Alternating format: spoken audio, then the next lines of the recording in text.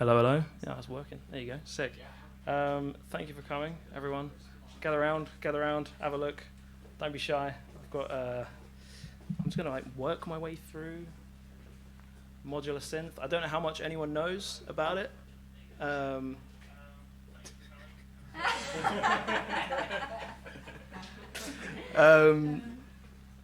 But yeah, I've been performing with this for like a year and a half. Some of you might have seen me play, things like that. It's very much a live setup. It sounds like DJing, but it's not. And I just want to like sort of demystify it a little bit because people have asked questions about it. They're like, oh, what do all the wires do? Or what's this, what's that? And when you first look at it, it's very like, what the hell is going on? But hopefully if I can break it down, it can make a little bit more sense. And I can show like how you can make music with it just on the spot. And yeah, all sorts of weird, wacky things can come out of it. Don't know how much you guys know about modular synths already. Nothing at all. But it's basically, it breaks down any like synth thing into like individual elements. So, for example, you might have like a keyboard where you can play notes and you can choose what sounds it makes and things like that. But this breaks it all down into individual elements, so it has modules that will tell things when to play, and it has other sound-making things that make sounds, and you can choose how that sounds. And you have mixers that mix everything together, and you have like effects, reverb, delays, bits and bobs like that. And yeah, all the wires are like communicating different things. So something I was saying, Pietro, earlier, was that each wire is doing one of three things. So it's either carrying audio. For example, might have audio coming out of one of the little synth modules, and that can go into like a filter and then into effects, and then that goes into the mixer. You can have a cable that's carrying like a trigger, which basically tells other modules when to make a sound. It's just like a little pulse, and it will it's almost like hitting a key on a keyboard or a drumstick on a drum or something. Or you have modulation, which basically varying voltages which can control other elements of other modules, usually pitch, so it can choose what notes it's going to play, but it can also modulate what other knobs are doing, so you can rather than doing this with your hand, change what something's doing with your hand, it can do it for you over time, and it can create all these weird modulations and crazy things going on without you having to do it all yourself, which is nice. All of that might be a lot of information, but hopefully when I start making sound, it will make a bit more sense. So, at the heart of all of it is this module up here, which is Pamela's new workout. It's a clock module, and that's where you can choose like the BPM of everything. So has 8 outputs. I'm not going to complicate things too much, but the main thing that does is it chooses the BPM. So you can choose from any BPM you want. Right now I'll put it on 130. That's something sort of more slower. And then that is sending a trigger to this sequencer module, which sequencer module basically has 16 steps in like a little bar, and you can, so if I just turn these off, the step sequencer triggers everything. Anything you hear wouldn't happen without the step sequencer doing it. So for example here, I can put I've selected the kick drum channel, which is like there's a cable coming out of here somewhere. This orange cable is coming from here, telling the kick drum when to play. So right now it's not triggering anything, but if I hit this one, then it will do a little, I'll get rid of the play. So now it's got a little kick drum. Cool. And you can do other patterns, which is a bit goofy. But the normal sort of safe kick drum pattern that everyone does everywhere all the time, it's just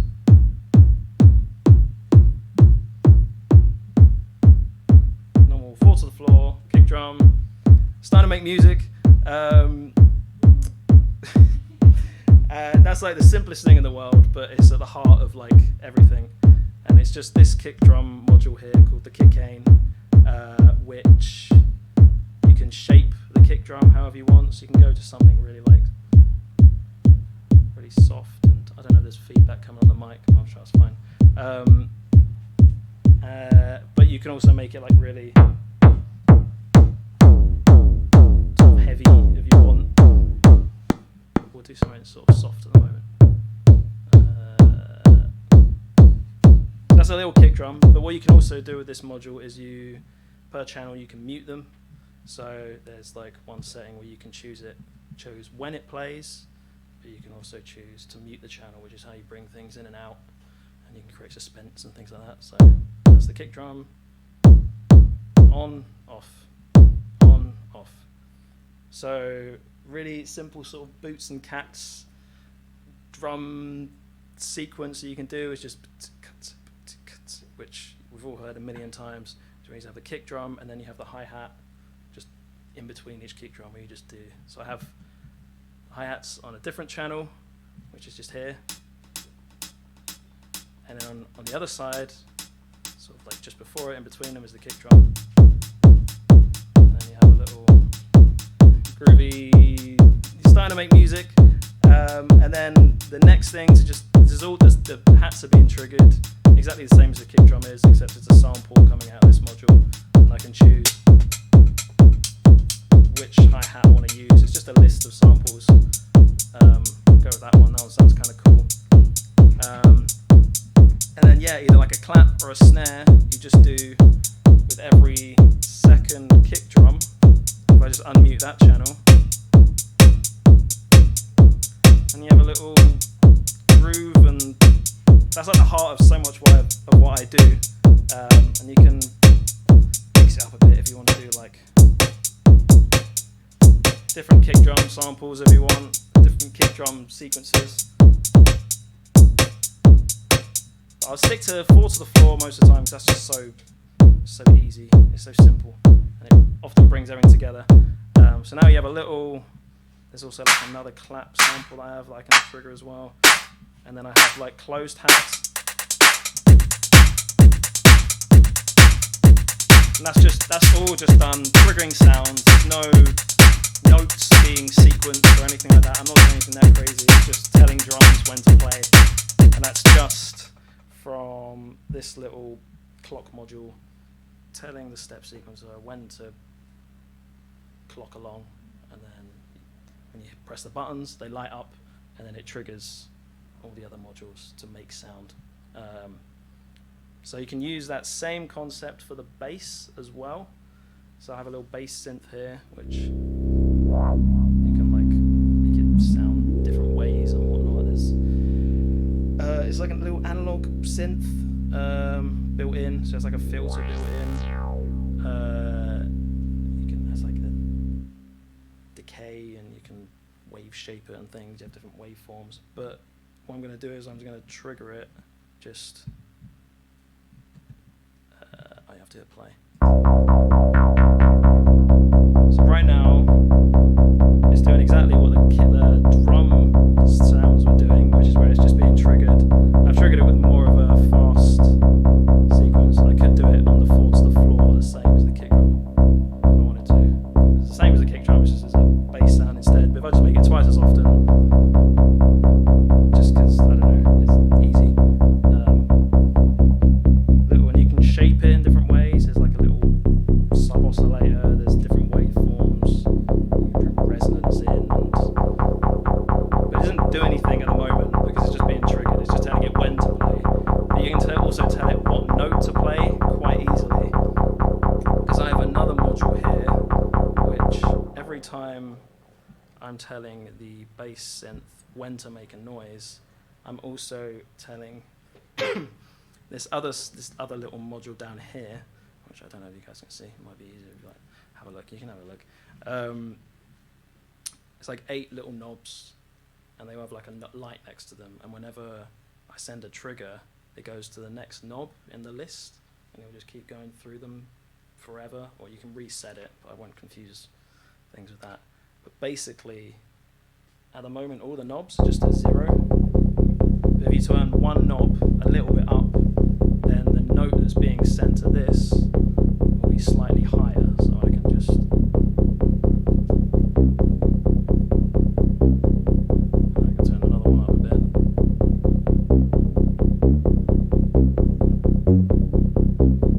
And you have a little bass line. It's simple, easy. It's just 1, 2, 3, 4, 5, 6, 7, 8. 1, 2, 3, 4, 5, 6, 7, 8. But you just every now and then you tell it to be a slightly higher note, and then you can bring in the kick drum. What we did before, what we made earlier was this, and then together, and then you have a little techno-y. then you start making music, and it's really simple, really easy, immediate, really easy to do live. You can mix it up, you can turn the knobs. If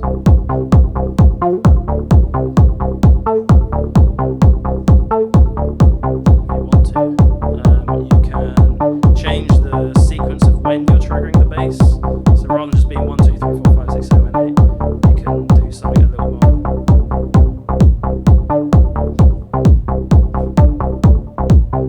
Which just creates a slightly different groove, but you can go back to what we were doing before.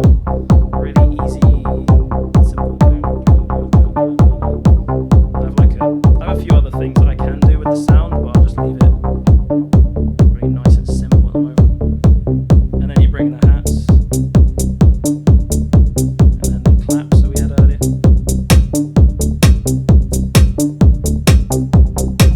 I mean, that's already a song. You could like play around with the filter.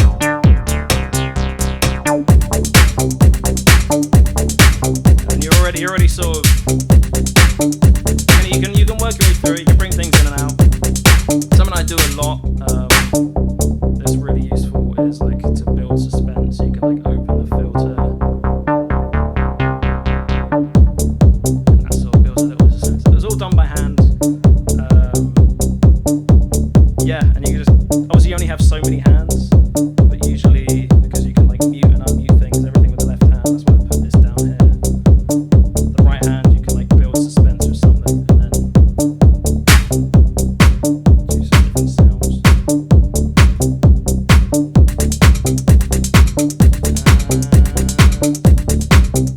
Yeah,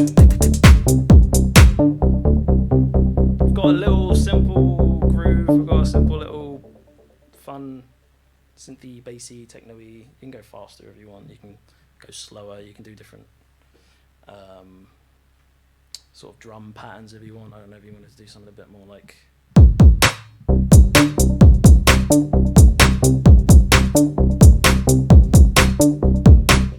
But simple, that's like the foundation of everything, is you tell things when to play, and then you, similar to how this little 8-step, they call it CV, control voltage, which is for the modulation, similar to how that controls the pitch on this module in time with everything.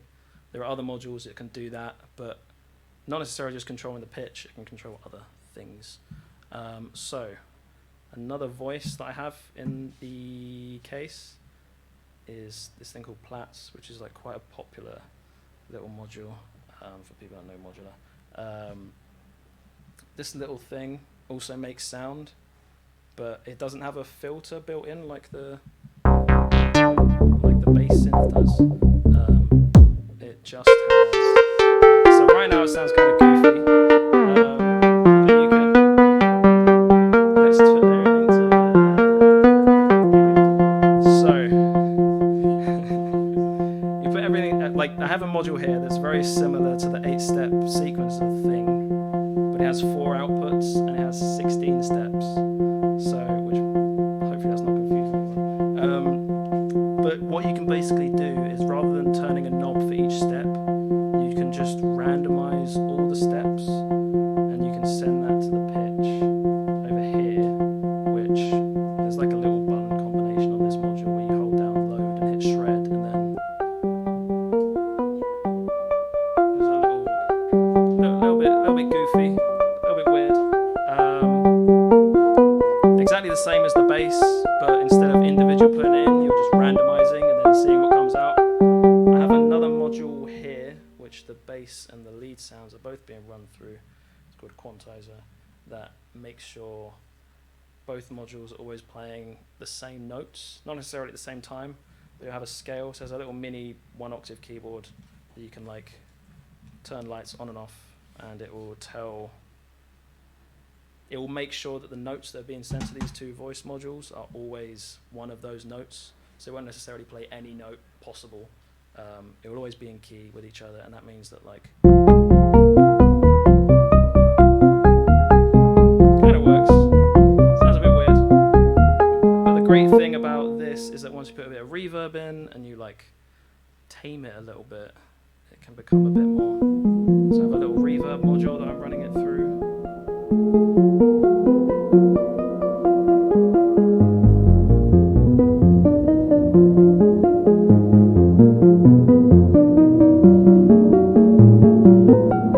Sometimes doing this live is quite scary because it's unpredictable, but you sort of find things that work over time. You can randomize it again, and then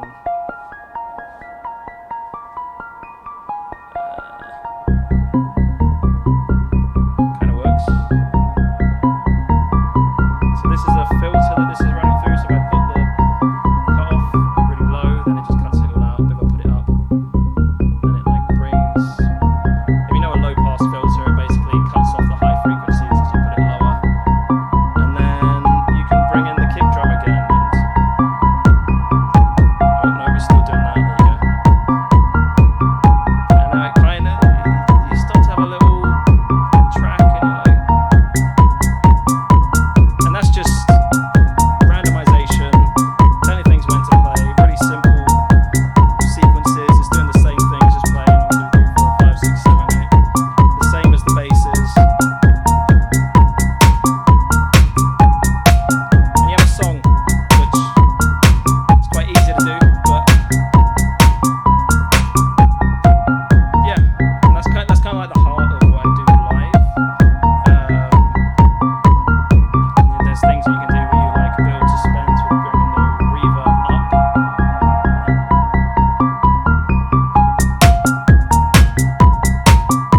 And yeah, you bring things in and out, and then while you're bringing something out, you can change something else and bring something else in. But at the moment, that is just bass, lead sound, kick drum, clap snares, and then hats. So it's kind of like the basic things. But my favorite thing with Modular is samples. So I have a little sampling module here, which has like 2 channels on it. You basically put anything you want on it, any sounds, any weird, goofy bleep bloops or like vocal sound effects and things. So the way it works is you put whatever sounds you want on it, and then you can put all those sounds in a list, and you can have up to 64 sounds in a project.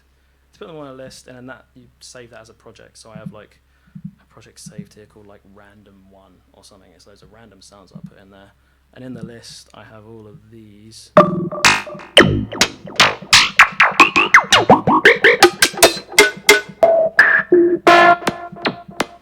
Yo, right. Random sounds, but which on their own are just like, what the hell's that? But if you play them in time and then you loop, you like randomize which one plays when, and then you loop the randomization, it can become quite sort of musical. So this Pamela's new workout has a functionality where you can create like random stepped sort of voltages that can control which sample is chosen from the list. So that might be a bit confusing, but hopefully if you hear it, it'll make a little bit of sense. So at the moment, I have a random voltage output coming from this, which controls the sample chosen from the list. And then if I like unmute that track, and then I trigger everything in the same pattern I was doing with the kick drum. I mean, with the other things, I can. Right. Yo. Just random goofy sounds. At the moment, it's like, what the hell is this? It's like it's not really a song, but as soon as you loop it, there's a little loop functionality. You can loop the randomization, and you can turn out to, so it loops every 4 beats. And you can hear the loop a little bit, and then once again, you bring in the 4 to the floor kick drum. And the bass line.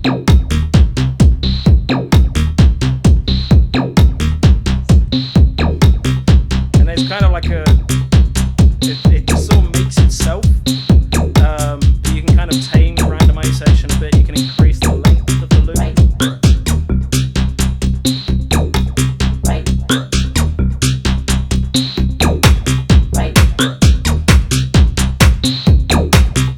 And you can choose when it's triggered, so you can have maybe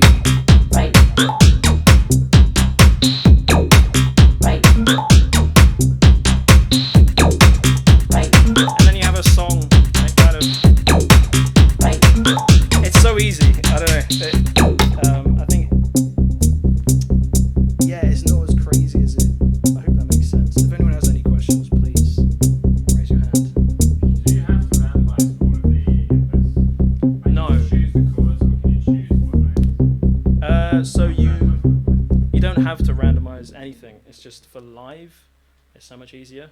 So like there are, for example, theoretically I could have like a 16-step sequencer like this, where I have a knob for every step, and then I can select which sample I want to play where, and it's much more meticulous. But doing that in a live setting just feels like impossible, and the case would be about this big, and it just wouldn't really be possible. But the randomization makes it quite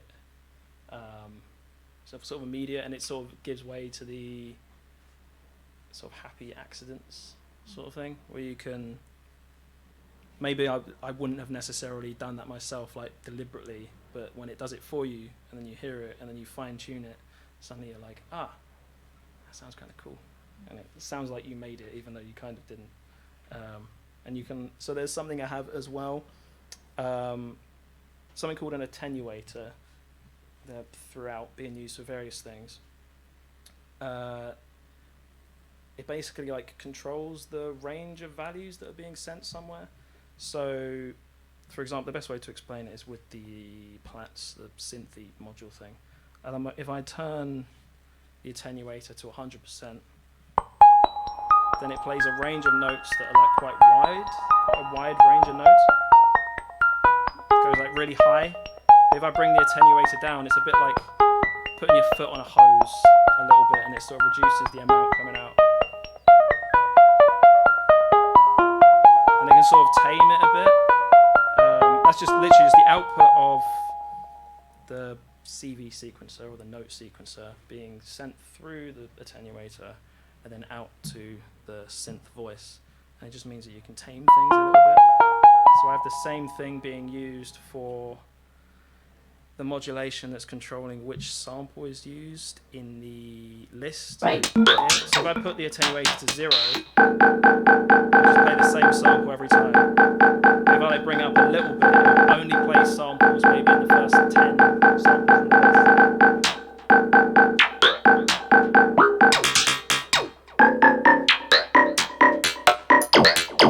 list. So that's how you can sort of fine tune things. If you have a list of samples where maybe the samples that are later on in the list are a bit more chaotic, you can attenuate it a bit so it's only playing samples that are a bit more predictable. And just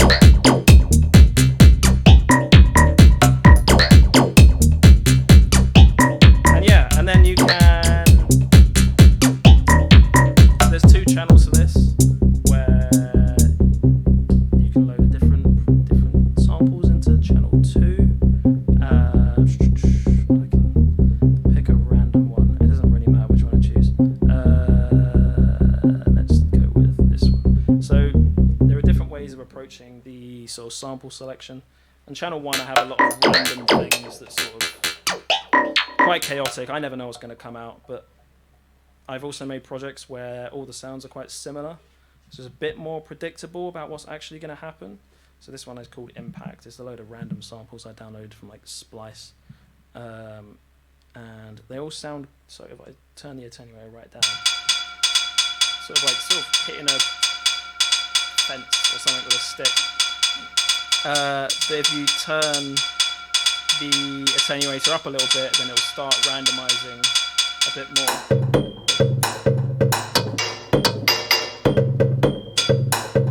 It all sounds like sort of a bit more sort of, they're all quite similar, so you kind of know what you're getting. You're not going to get some person screaming in the middle of the list of samples, because I haven't put that in there. And it just allows you to sort of create a character between tracks, if you want to call it that, because yeah, you have the track that you made which used these samples.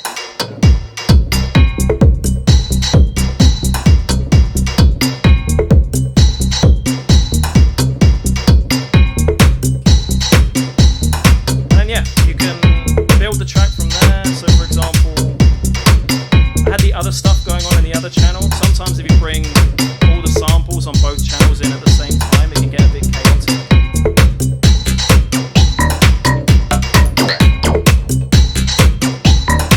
That kind of works. Or if you're not sure of it, you can then randomize them both again, like immediately with the attenuation, because the range of samples is being chosen, you can change immediately.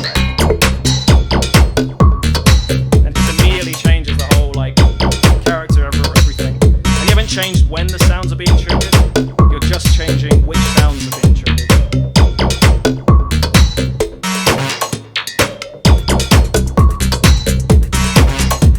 It's kind of weird, but it works. And then generally I try to like bring it back down to earth a bit. And that's when things are muted and when you change them.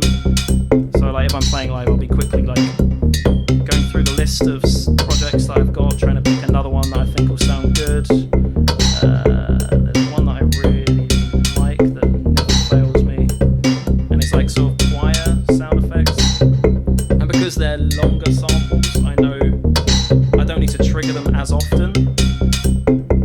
And I'll do something like this. And it means that, but sometimes you don't want to bring something in immediately, you kind of want to fade it in. So that, because there's no queuing on any of this. Anything I'm bringing in, I'm hearing live at the same time as everyone else. But sometimes I try to bring something in slowly enough that I'm listening for it before other people are listening for it. And I can sort of try and fine tune it so it will sound good before it comes in fully. So if I bring in like this like choir sample, it never fails me, this one. It's just kind of like, I downloaded this from YouTube, I don't even know what it is.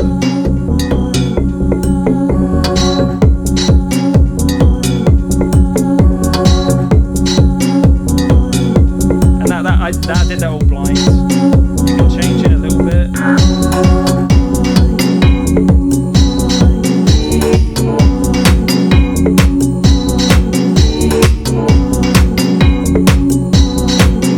And then, yeah, and you just sort of work your way through. I like to work my way up the BPMs, which, if you're DJing, you need to be a bit more, you need to pay more attention to the different BPMs, because you need to mix different tracks at different BPMs, and that's like something that I've never been able to do. With this, when there's no drums, you can sort of carefully, I feel like people usually don't notice. That's gone up by like 10 BPM just in there, because there's no like drums. It's less obvious. Something's a bit faster and with more energy. And you can do it really subtly as well. You can increase it because there's no like tracks mixing together. You don't need to beat match or anything. You can literally just turn that up by one, turn that up by one, and then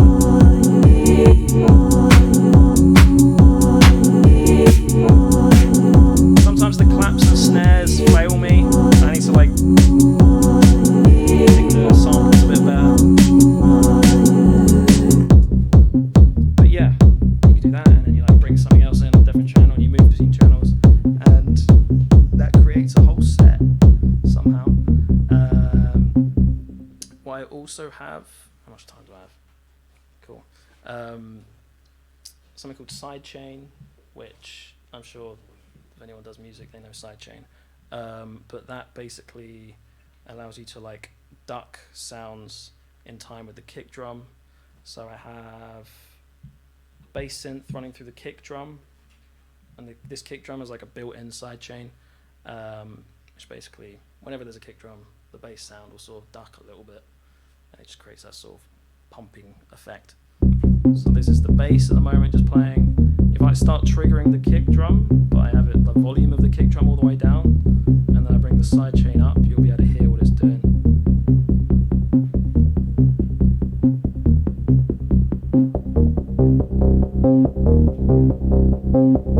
And if I take the sidechain away, it does that, but with the sidechain, and if I bring the kick drum in, and then without the sidechain, it's not got that sort of pumpy, breathy effect, but with it,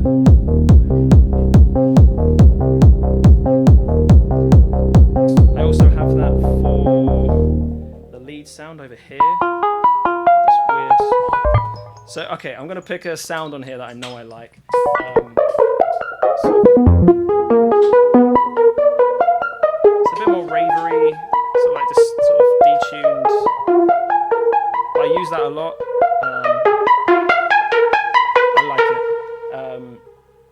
Basically, what I've got going on, I'm not going to go into too much detail about this because it might be a bit confusing, but you can sort of copy the envelope of the kick drum and then use the shape of the kick drum to duck the sound of this. There's like a couple modules that I'm using that for, but basically, if I have, I'll put it just a full reverb, so it's like this weird ambient pad thing, and then I bring the kick drum down.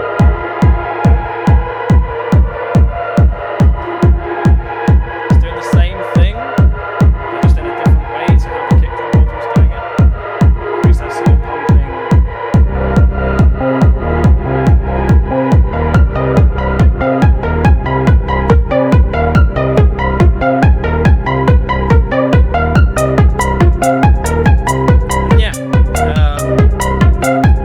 Again, that's cool. What I also have in here that I haven't talked about yet, actually, envelopes. So anyone who does music production will know what an envelope is. But for those who don't, it's basically, usually it's used for like the amplitude of a sound. So the main things is the attack and the decay or the release. And it's basically how long a sound takes to get to full volume. And then when you let go of the key, is how long the sound takes to go to zero again. So for example, the bass synth, really short decay is that. But if I increase the decay of it, it sort of makes the note ring out longer. You have the same for attack, which is a bit more difficult to hear on this module, but it makes the attack of the sound much softer. It makes it sort of take a bit more time to come to full volume. But you can use that sort of shape of it being like jumping up and then down again to control the filter. So this here, which is basically just cutting out frequencies. If you put it all the way down, that way it's all the low frequencies, but if you put it all the way up, it's all the frequencies. But basically you can, I have a envelope generator module thing down here. It's like buried in the corner, which just has attack and decay, and hopefully when I make it make sound you'll be able to see what I mean.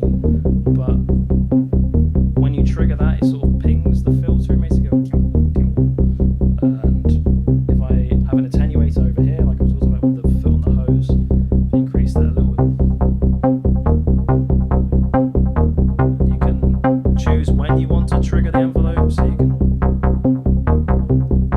So without the, it's called a filter envelope. Without the filter envelope, if I turn this all the way down,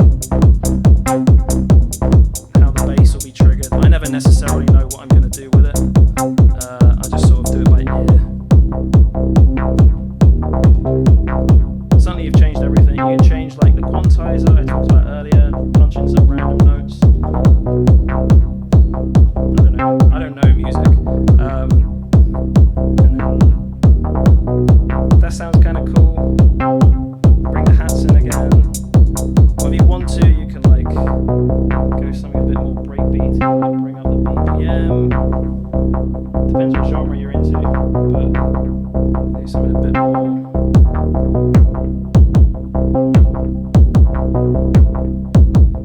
There's different ways that you can trigger sounds. At the moment, I've been doing very simple, like boots and cats, sort of techno-y, housey drum beats, but.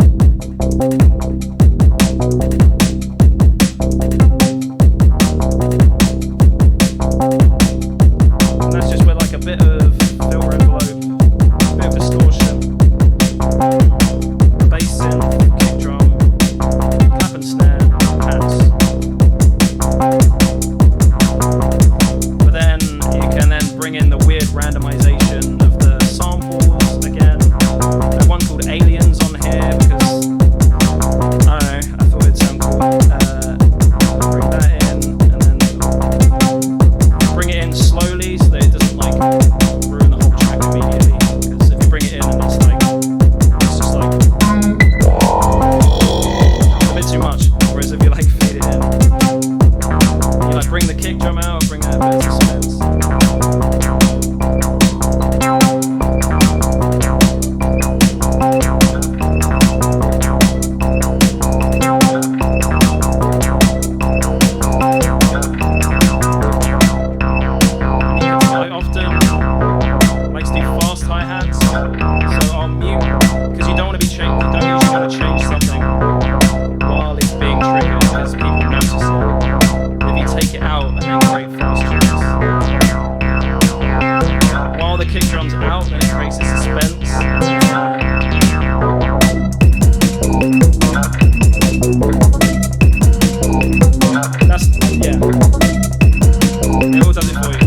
You just pick samples and then randomize them. I can randomize it again.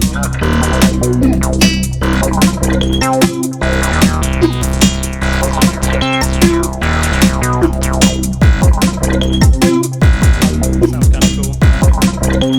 It does it for you. You can bring in this again.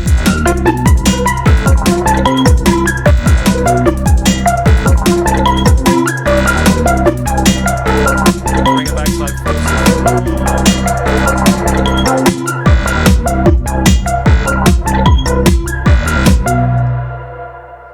but yeah, that's generally how it works. And then once you start, you kind of can't stop, and you just get carried away, and you realize, oh, I could do this, I could do that, and you bring the BPM up and throw a bunch of other samples and things in, and it kind of, you get carried away. Next thing you know, it's 1 a.m. in your room with hearing loss. But yeah, any questions at all? Or if anyone wants to have a go. Where is that modular down the screen? Ah, yes. So that is it's a mixer. So all the sounds go into that.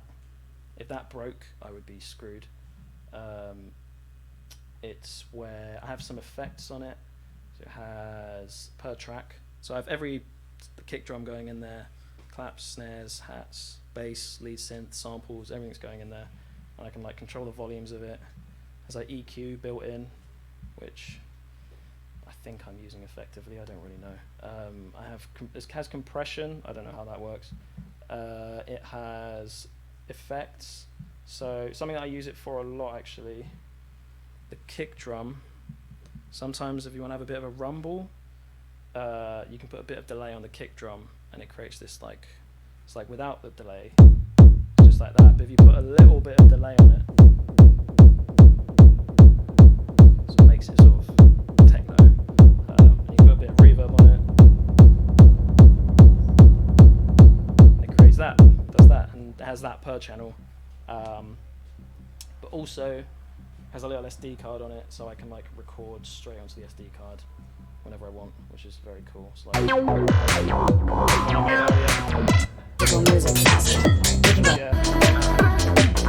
yeah, that's just a recording that I have on there.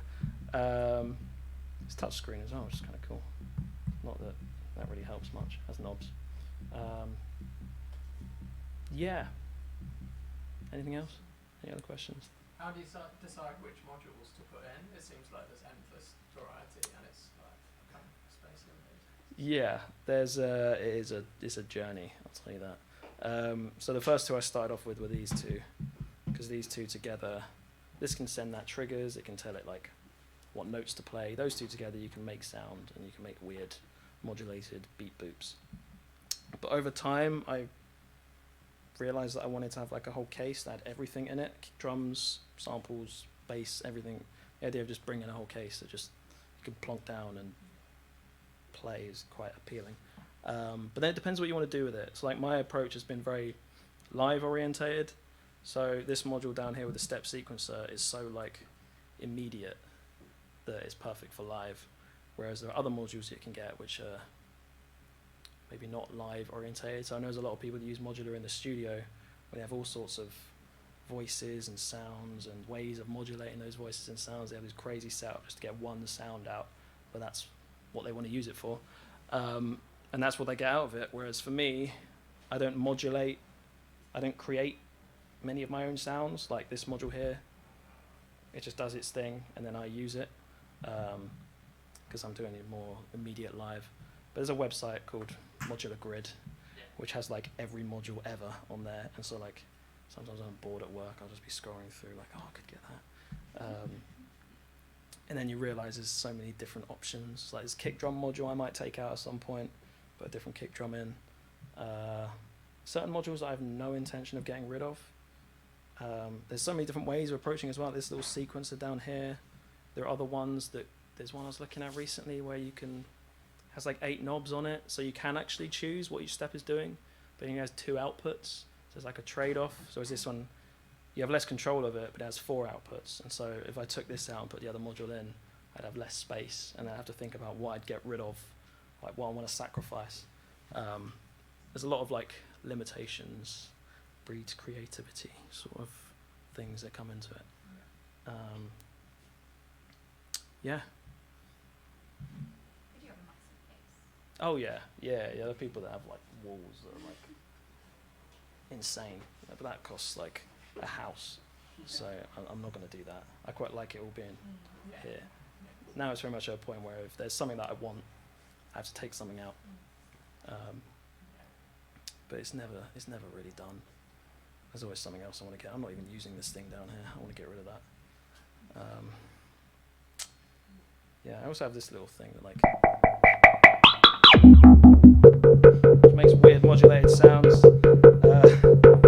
But you can like modulate how that sounds as well. What is this? What's that doing? Is that going out there?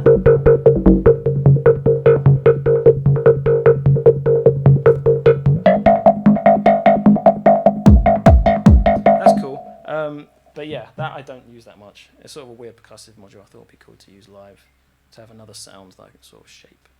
But I might get rid of that and put something else in. Yeah, any other questions? Does anyone want to have a go?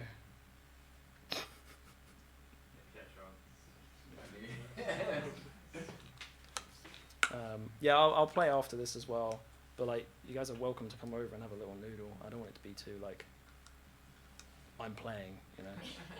Because once you like play around and press a few buttons, you're like, oh, okay, that makes sense. I see what that does now. Like when you have the bass playing and then you like turn a knob and you hear it do something, and you're like, I get it now. But yeah, I think that obviously there's always more to talk about. But You just teach yourself off YouTube then? yeah, like once you sort of get the basics of like sending triggers, modulating things, and audio, then everything else is just so kind of simple. There are certain modules that are really complicated, which I don't tend to have any in here that are that confusing. Like there are ones that are just like mental, which I don't really get. But it could be used for really weird creative uses. But yeah, once you learn the basics, then you read the manual of the module or like a little synopsis of it, and then it suddenly makes sense. Ideas come to mind of how you could use it, because the modules don't necessarily have to be used how they've been designed to be used. You can kind of get quite creative with it. There's other ways that things can work that a weird, like rather than like the control voltage can trigger sounds as well, but I'm not gonna go into that. That's not something I do. You can like, yeah, it's all just about like taming randomness live and then using it to make sounds. That's my approach. The random sound effects, do you like manually add them all yourself? Yes, so I often use like random YouTube videos. What do I have in here? And I have to like go into a door, cut them all to the right length, make sure they're the same level, and then I'll pick out the bits that I like. I have like Spice Girls in here for some reason. Some of these are, this would be a good one. So we did a Minions party once because our friend loved Minions, so I put a bunch of Minions sound effects.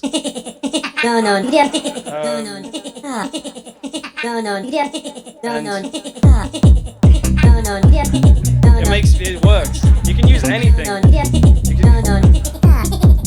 can pitch it up and then it's easy. It's so easy. It's not even difficult. As long as you just like pick things out that will start when you trigger the sound, and then it works. I have like samples of angry men shouting. Yeah. I think the Minions is a good example of like what you can put on there. And it's surprising what can sound musical once it's like triggered in time. It doesn't necessarily have to be like in a key or anything like that. It can be just weird sounds, and when you loop it, it becomes. There's something that someone said once. There was once is a mistake, twice is techno. So when you I said that earlier. When you loop it, it's like, oh, cool, that's music. And you just fiddle around with it, and then it makes noise. But hell yeah, that's the idea. That's what I wanted. What are the wires? So can you say like what the wires do? Like what the wires just linking? Yeah, so they're all doing different things. Some of them are just triggering sounds, like this module over here, because this has loads of like outputs. This one is just triggering everything, has loads of outputs. Each of these wires is triggering a sound. So like, the kick drum is being triggered by this one. If I pull this out, nothing will happen. And then like the note information being sent to this is being sent through this one. If I take that out, it'll only play them. If I take the trigger out, it does that.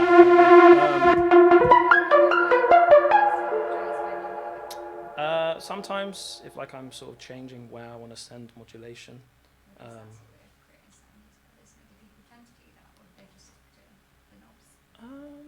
Sometimes, maybe. I guess it depends what they're using them for. Like sometimes they might send something somewhere because they know it will make a certain sound. But often it's just about, like, I would have no reason to change which channel of the step sequencer is triggering the kick drum, because that's like, I've got such muscle memory for that now that it just makes sense for my hand. But sometimes if I'm like modulating certain parameters with the plats, then I might want to modulate something else with that modulation source. And then I should show you guys this. You can like control which sound is used on the plat.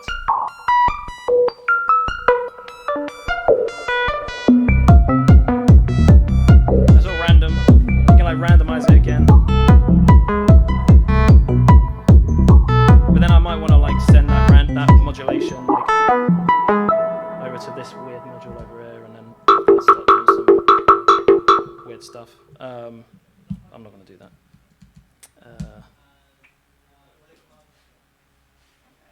Cool. Any other questions? Thank you. Cheers. Sick. Right, who wants to go?